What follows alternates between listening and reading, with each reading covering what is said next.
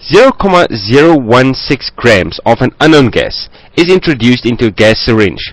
The volume of the gas is 24.9 cubic centimeters, pressure is given as 100 kilopascals, and the temperature is given as 27 degrees Celsius.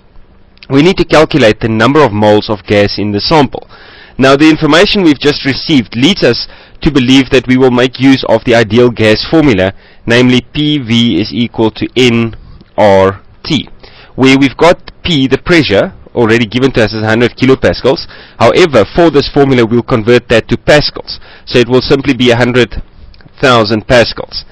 V is the volume. Currently we have it as 24.9 cubic centimeters. We need to convert that into cubic meters for the purposes of the specific formula, which means we can go about it this way.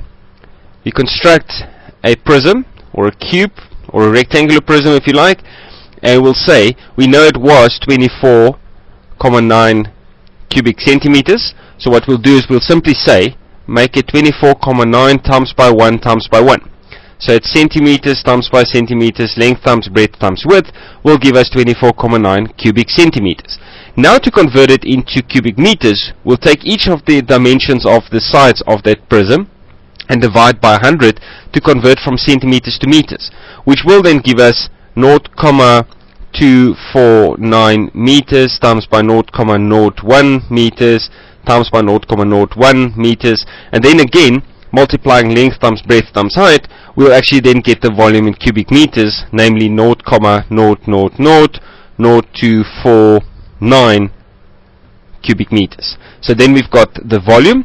N obviously is what we're looking for. That will be the number of moles. R is the universal gas constant, which has a value of 8.3 joules per mole times Kelvin. That is the value for the universal constant. Sometimes it's given as 8.31, sometimes it's given right down to 4 decimal places, but for the purposes of this specific question we'll keep it as 8.3, and you'll realize soon enough why we keep it as 8.3. And then just the last one, the temperature, 27 degrees Celsius. We need to get that in Kelvin, so we'll add 273 to convert it into Kelvin, which will give us a temperature of 300 Kelvin. And then we can replace everything into that formula. So now we'll have P is 100,000 times by the volume, which we said is 0.0000249 is equal to N times by the universal gas constant, 8.3 times by the temperature, 300 Kelvin. If we then multiply everything on the left hand side, we'll get 2.49. If we multiply everything on the right hand side, we'll get 2490 times by N. And that's why we kept it at 8.3 and not 8.31, because you can clearly see the 249 correspond on both sides. So we'll get a nice answer for the specific question, but if you worked with 8.31, you'll still get the right answer. It will just contain many more decimal places. So both sides will then divide by 2490 to get N alone. So N therefore will be 0.001 moles. That is then the answer for question A.